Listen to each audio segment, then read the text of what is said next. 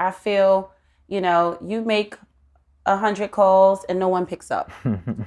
I have 100 people in the room attending the event, and I have everyone's attention as soon as I begin to speak on that mic, So the chances of me converting everyone in the room to a client, hey, that may not happen all in one session, but I have their information and they don't mind receiving an email from me. Yeah. They look forward to hearing from me. Yep. That's the difference between myself and most realtors.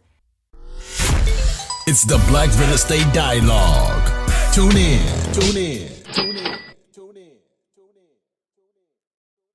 This week is the second week of my 4-week intensive workshop that's teaching how to buy your first out-of-state investment property. This week, we went over how to assemble a team that you can trust and help you reach your goals in real estate. It was amazing. And if you are interested in joining the workshop, it's not too late. You can join the workshop, and you can also get replays of any sessions that you may have missed.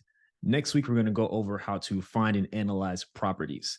So if you're tired of the expensive market that you live in, if you want to learn how to buy affordable investment properties, go to outofstatemoney.com/workshop or click the link in the description of this episode. We'll see you there. Hi, everyone. Welcome to another episode of the Black Real Estate Dialogue podcast. If you haven't already, if you're on YouTube, make sure you like this video, subscribe, share with a friend who can get some value.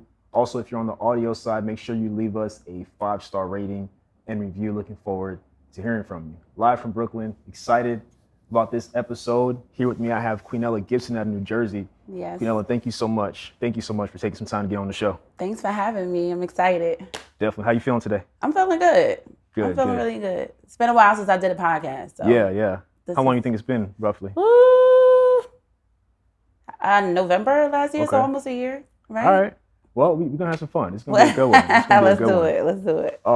So you've been a real estate agent, realtor for about 6 years now, right? Yes. October 31st would make 6 years. Got you. So I know in our previous conversation you were mentioning you've done 40 or so million in sales. So congrats on that. That's really, really huge. But what made you want to transition into being a real estate agent? Like, what was it for you where you wanted to do that? So I didn't want to be a realtor. I'll say that type of language, real estate and real estate agent, that wasn't used in the household. So I did not know much of that title, that role, that profession, right? It wasn't until it was in 2017, August of 2017, that I was looking for a home. And the man that I was with at the time encouraged me to get a license because we didn't like the realtors that we were working with. They had commission breath. All they wanted to do was get the deal done, but it wasn't so much about, satisfying our needs. It was to meet theirs. Yeah. So I went and got my license. It was a 2-week course. It was a success. When I took the exam, a month later, we ended up purchasing a home. So that's how I got into the business. What made me want to stay was, of course, a reward. Being compensated for your time, but also the idea that I know what type of effect it had on me and my family, like the impact that was made to be able to walk into a home, that experience alone. I wanted to be able to give that to someone else. Yeah. And I felt like this gives me purpose because I was an at-home mom for 9 years prior to that, and it was something to do. Yeah. Definitely. Yeah. And I like that you mentioned that because, what I like to tell people is like one house could change your life. Oh, yeah. And so now you're able to replicate what it did for your family to like countless people all throughout the region. So I think, I'm sure it's a beautiful feeling every time, you get to the closing table and you're able to, deliver those keys to that home buyer or that investor. Absolutely. And then I love people. So it's nice to meet new people and to be praised for meeting their needs. It's like, good job, Queen. It's like, thank you. Thank you. It's fun. It's cool. Definitely. So one of the things I know we spoke about before is a lot of realtors are getting out of the business. A lot of people rode that wave, in the early pandemic, and now the cream is really rising to the top. Right. And so how have you been able to pivot over the last couple of years and still remain, I guess, relevant and still be able to close deals and do things? How have you managed to stay in the game? So let's fix the narrative. Everyone keeps saying, a lot of people have left the business. Okay. 156,000 people became realtors. They joined the board of NAR during the pandemic, right? That's a lot. So we're at about 1.6 million realtors, 60,000 left. That's only about 4%, and we expect more to leave.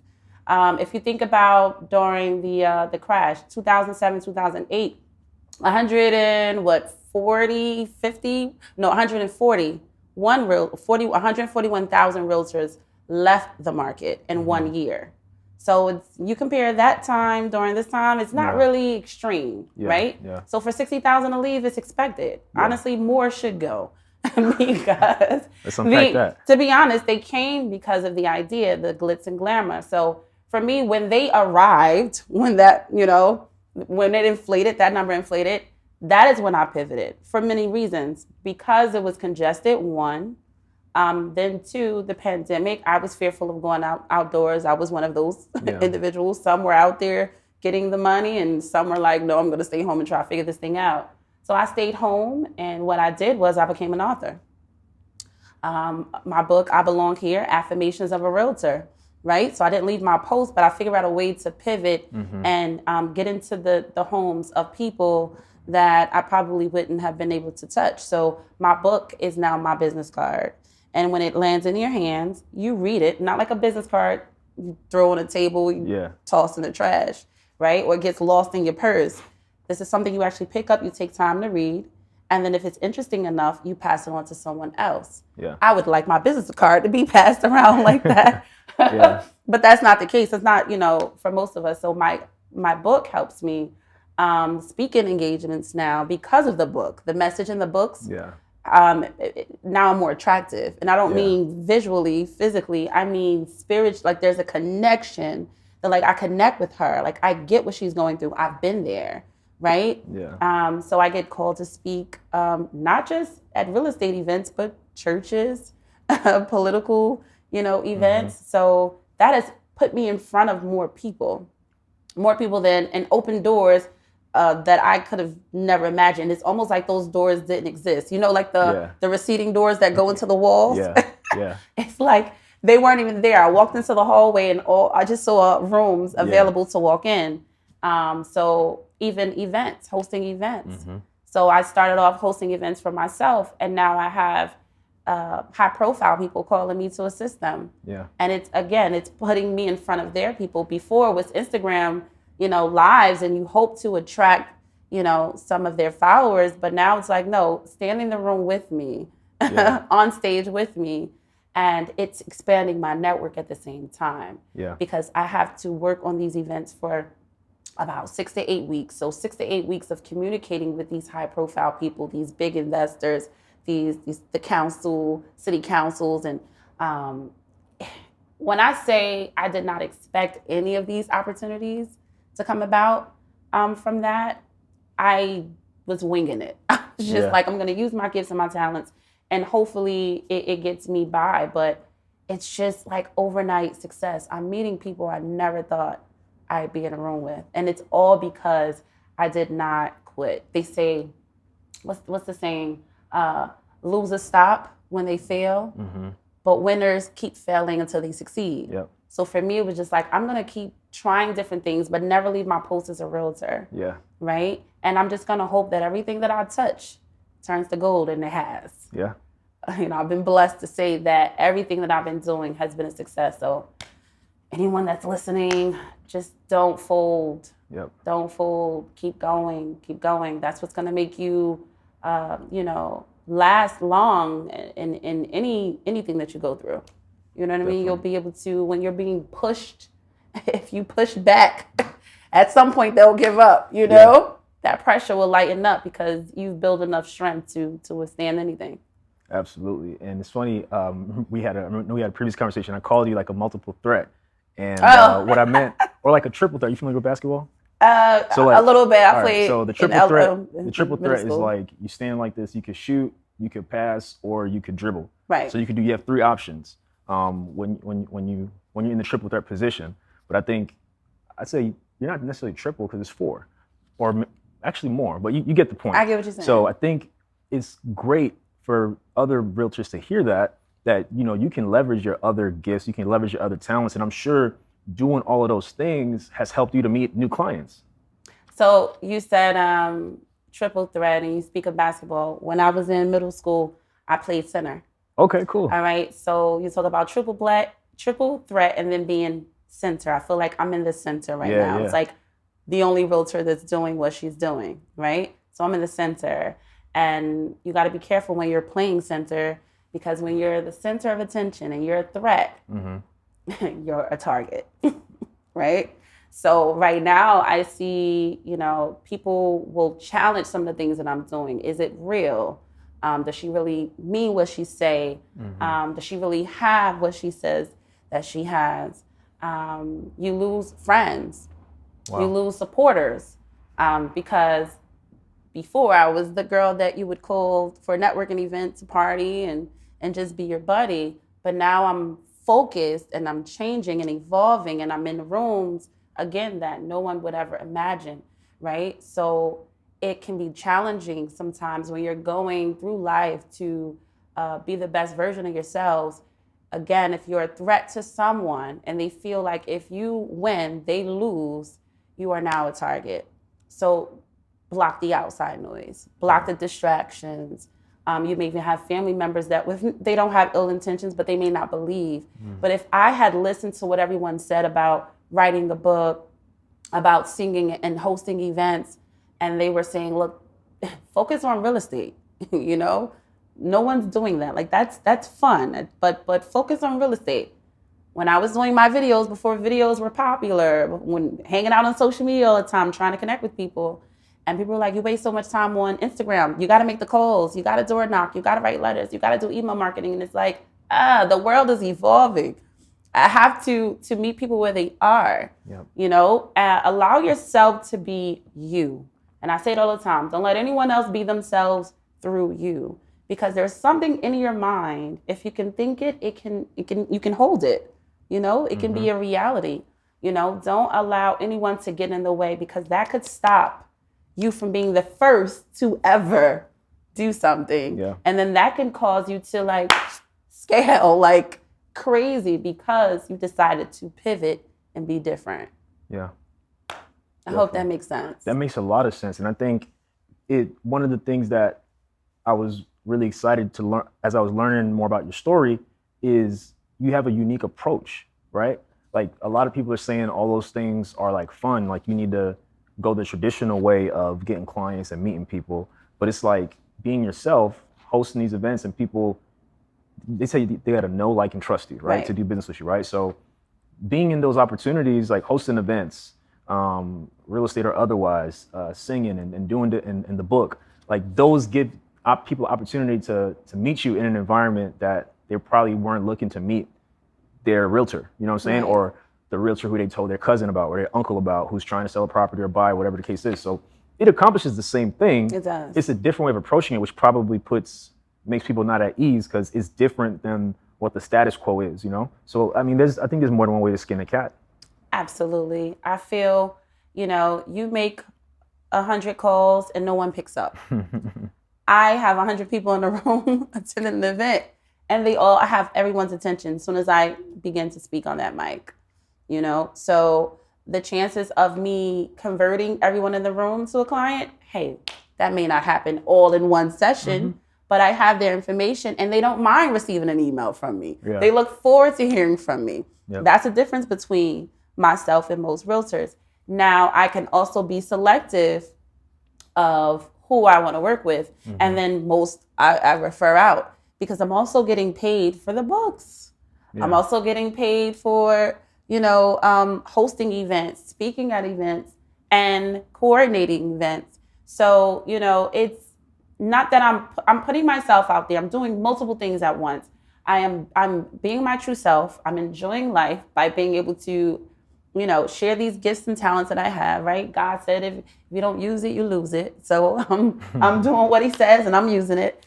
I'm able to connect with people. I've never left my post as a realtor. I'm able to educate and empower people, which to me is just, honestly, it is so rewarding to hear someone, like to read a message and they say, Queen, you changed my way of thinking, or Queen, you made me want to attend this a networking event. I've never been to a networking event before. Or Queen, I'm applying for a loan right now. I got approved, and I just like one lady, she purchased a home in Trenton, you know? So it was just like, I love these stories. I feel like I'm not going up there and it's not for nothing, you know? And the rewards will come. Yeah. The rewards will come. So anyone that's listening, like if it's in your mind, it can exist. And don't allow any of the outside noise to come in. Use your imagination, just like we were when we were children. Yeah. Let your imagination just run wild.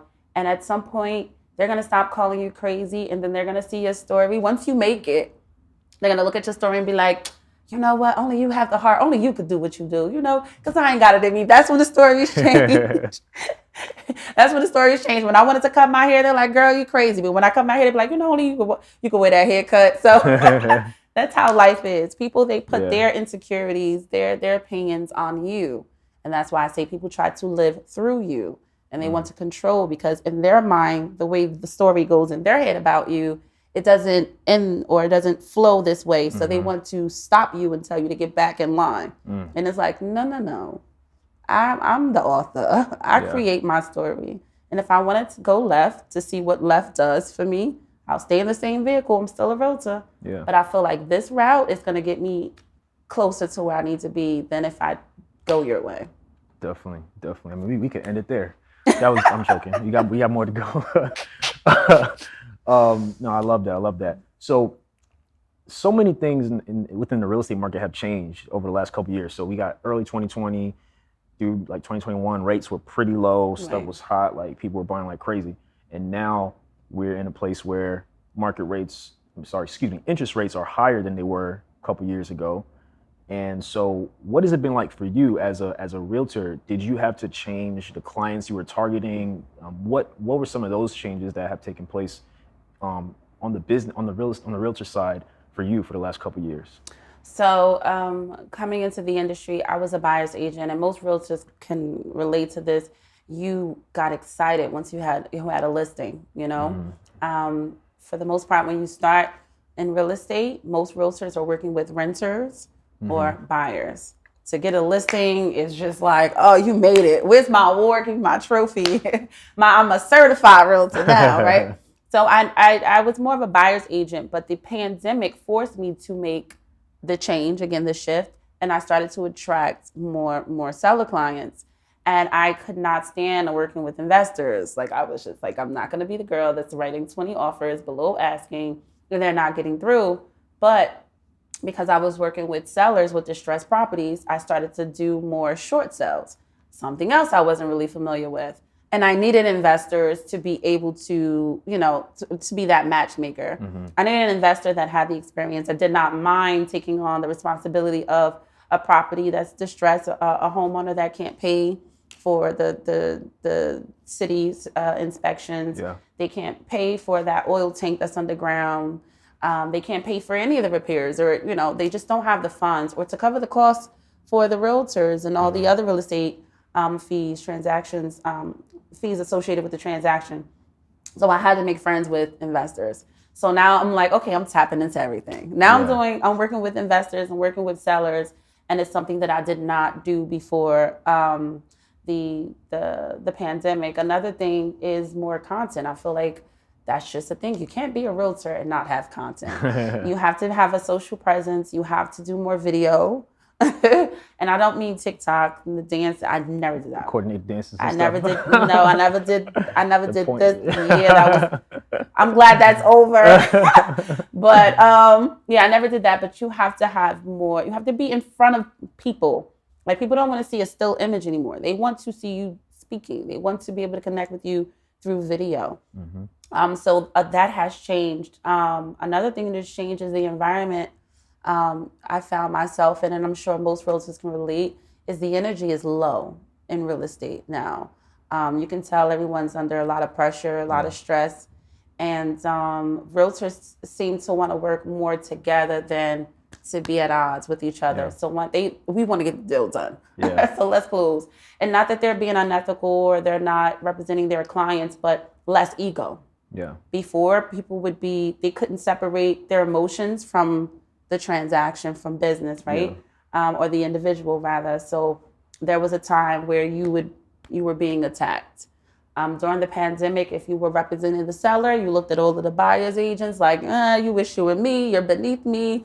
This is what my seller wants, take it or leave it. But now it's more like, let's get this deal done, because the seller needs the buyer just as bad as the buyer needs the seller. Yep. Why is that? Yes, homes are on the rise as far as the prices, right? There's an appreciation there for most sellers, and they're happy to close at those numbers. However, buyers are in the sensitive position where most of them have buyer's remorse. They don't really want to pay over asking, but when they find themselves in that situation, now they're like, okay, well, the roof is getting ready to go in 5 years, and the boiler, as well as the water heater, and they start finding things in the home inspection, they're really ready to kill the deal, right? So sellers may find themselves going through several buyers before they actually close. So now is the time where we work together.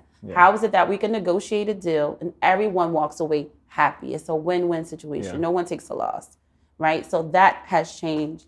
Another thing that has changed that I don't think we're ever going to go back to is the office. There's really no presence there. When I first started, I was fortunate enough to have an office full of realtors that were experienced, they were seasoned, and I can go in and listen to them talk about deals that are falling apart or deals they had to keep together and what creative ways they did to keep it together. And I was able to get in front of a buyer and pretend that was my story and say, yeah, like that was the time I went through something like this before too. I remember back in such and such when I had to deal with a situation similar to this, and this is what we did. Let's give it a shot, right? So I was able to pick up a lot of information from my peers as well as my broker manager in the office. But now when you go into the office, it's quiet. No one's really there, right? So for newer agents, you have to figure things out on your own. If you don't have a coach, if you don't have a mentor or just someone that you can shadow, you're going to be lost. And that to me is disturbing, because you have those individuals in the market making mistakes, just learning as they go. But then it makes us seasoned realtors look bad when we go behind them to pick up an expired deal, to work with a buyer that, is now, like I have a client right now facing foreclosure, and he's only had the home for 2 years, So it's the experience that they've had with their previous team, and they now are really reserved, like they have reservations about working with realtors.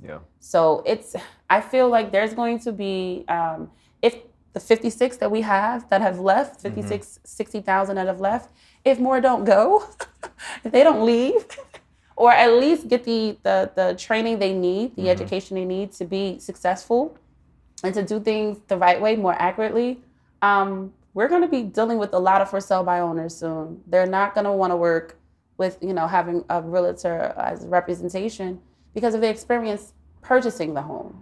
If that makes any sense. That makes sense. So, wow. So with all that being said, like, in your opinion, what are a couple of ways that realtors these days can stand out and stand out from the crowd, really? Being yourself. And I know that's a simple answer, but it's that simple, but so deep too. So deep. I feel if you look at my business card, you get a side profile, and I'm looking with a little slight smile, right? But it's not your typical. I feel like anyone that comes into the industry, however they saw their realtor, they kind of mimic that.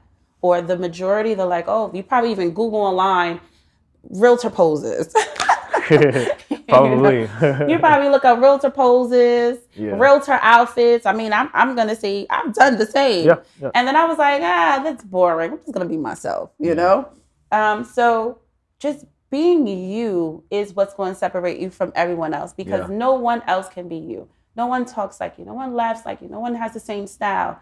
They may say you remind them of someone else, but no one can be you. So when you are, my first year I did 18 deals, hosting open houses, knew nothing about real estate at all.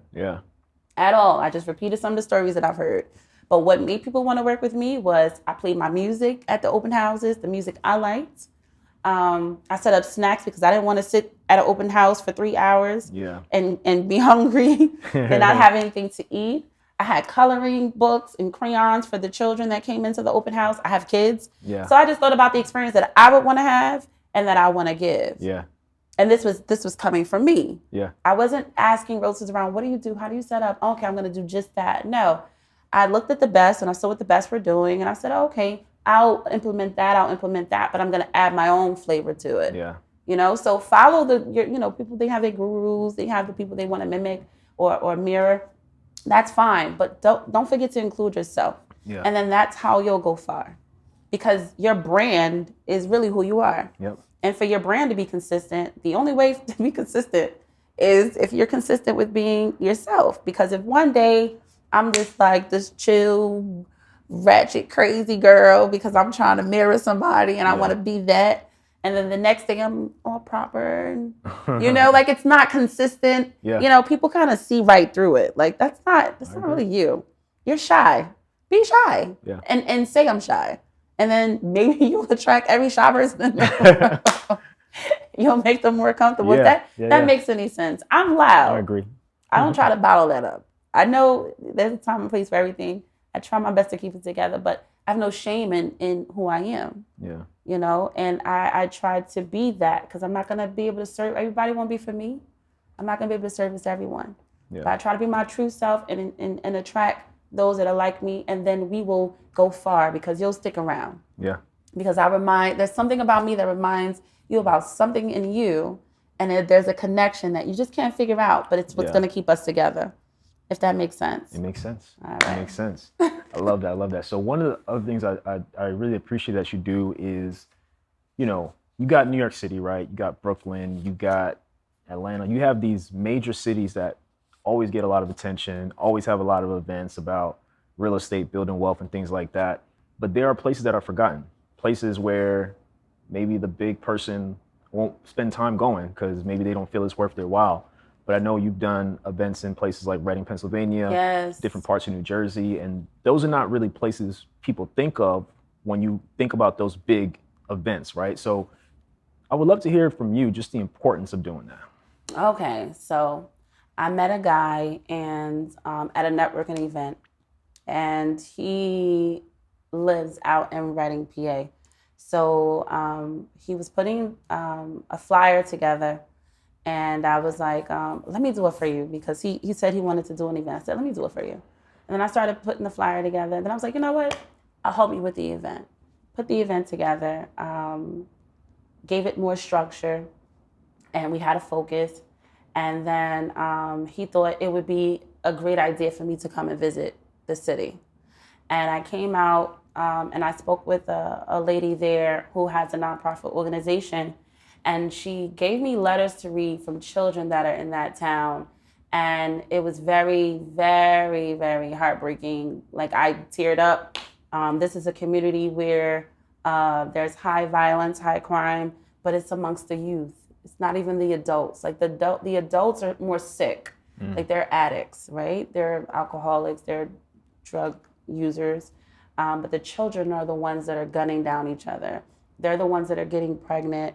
I believe they have daycares in the high school. Wow. And it's to me as a mom, I connected with those stories. Yeah. Reading the letters of children saying that they feel overlooked. They fear going to school every day. Why is my teacher upset with me? I did nothing wrong. I'm just trying to understand, right? And for me, I just felt like these children are hopeless. And I spoke with him and I said, we need to do more. We need to get involved. We need to figure out a way that we could touch these kids. We could touch the the parents of these children. How can we meet with the city officials? We met with a few of the House representatives in PA. So the focus for me was, how can I bring what I'm doing in Jersey to that town? How can I be of support of this community? Because they're crying out loud, but no one can hear them. Yeah. No one can hear them. And they need more examples of what it looks like to be someone that struggled and made it out, than to just see a bunch of people that aren't from that area saying, you're wrong for doing this. This is our future. Yeah. And if North could change, North New Jersey could change. If Brooklyn can change, Brooklyn, New York, then why can't a city like Reading, PA? Yeah. You know, I think when you think business, a lot of people want to only cater to the towns that there's a return on your investment. So I don't want to pour into communities just to pour into communities. What's the benefit? What's the gain? That's not for me. Like, that's not the way I see it. I look at it as Newark, which was a town that no one cared about. You turned your back to. Now everyone wants a piece of it. Yeah. Same thing with Brooklyn. And that could be Reading. If you look into Reading, PA, you look at the crime and it's just like a dark cloud, you know, over that area that must be lifted. And I feel like anyone that's listening, if you have the courage or you have the heart to just reach back to those people that need, guidance, that need direction, that they don't really have much. Yeah. And it's not just Reading. I'm sure it's many places in Pennsylvania, many places in New York and New Jersey as well, that is overlooked because there's nothing else going on. So you feel like, just put them all in a box and leave them there because they're not affecting my children. They're not bothering my family or my funds, the money that I'm raising to survive. But all of that is like a cancer cell. If you don't stop it there, it'll spread out into your area. It'll spread out. Your child can be visiting that town and your child can be taken out, right? If you don't address those issues now. Yeah. And I feel like it all starts with, there's a lot of power in money and education. Education changes things. I think, I don't know if Nelson said it, Mandela, if he said it, something about, if you want to change the world, provide education. You know what I mean? Like, feed them the education, give them the knowledge, give them the tools, the principles that they need to actually excel. But actually give them something that they can take home, apply, and see a change, see a difference, and know that it works. And they want more of it. They'll come back for more of it, if that makes any sense. Thank you all so much for checking out this episode. Definitely appreciate it. We actually ran into some technical difficulties in the recording of this episode. If you want to hear the rest, go to Apple or Spotify and search Black Real Estate Dialogue, and you'll be able to check out the rest of the interview. Also, definitely make sure you follow Queenella on Instagram. You can go to Instagram and search @Queenella_Realtor, and you'll be able to keep up with everything that she has going on. Thank you all so much. What's up, y'all? Sam here from the Black Real Estate Dialogue podcast. Thank you so much for watching another episode. Definitely take a moment to subscribe. Make sure you like this video. Also, visit our website, blackrealestatedialogue.com, and follow on Instagram @Black Real Estate Dialogue.